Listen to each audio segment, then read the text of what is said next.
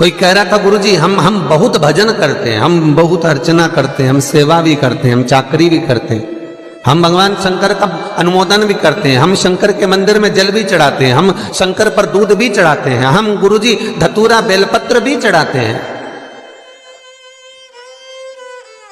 पर गुरुदेव एक बात समझ में नहीं आती, उसके बाद भी हमको दुख क्यों है? बहुत ध्यान देना महाराज, जैसे कई घर हैं जिनका ये प्रश्न है।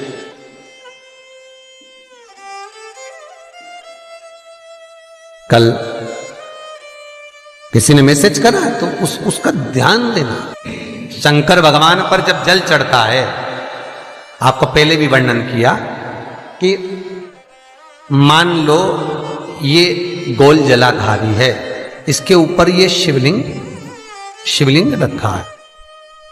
ठीक है, और ये भगवान शंकर का शिवलिंग है। ये तो चरण जहां से बीच में से पानी जमीन पर जाता है, यहां चढ़ाओगे शिवलिंग पे पानी, ये चारों तरफ घूमने के बाद ये नीचे जाएगा। अब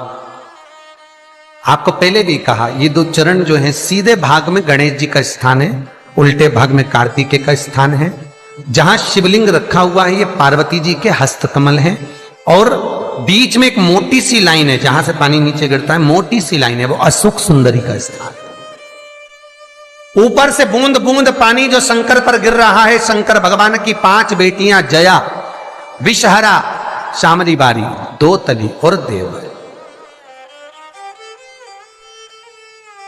शंकर जी को जल चढ़ाने का नियम, शंकर जी को जल चढ़ाते हैं तो पहले जो जल चढ़ाया जाता है, जहां गणेश जी का स्थान है पहले पानी वहां चढ़ाइए, फिर कार्तिकेय जी के स्थान पर चढ़ाइए, फिर अशोक सुंदरी की जगह चढ़ाइए। कटी भाग जहां पार्वती जी का हस्त कमल है गोल, शंकर जी के शिवलिंग पर आसपास जल चढ़ाइए, जल चढ़ाकर फिर शंकर के शिवलिंग पर जल चढ़ाइए। जलाधारी हो फिर उसमें जल चढ़ा दीजिए, आते आते नंदीश्वर पर जल चढ़ाइए, फिर बाहर निकलते हुए चौखट पर 2 बूंद पानी चढ़ाकर फिर भगवान शंकर के मंदिर से आप जल चढ़ाने का नियम। बहुत ध्यान देना आप लोग, किसी भी नदी में स्नान करने जाओ, तीज त्योहार पर,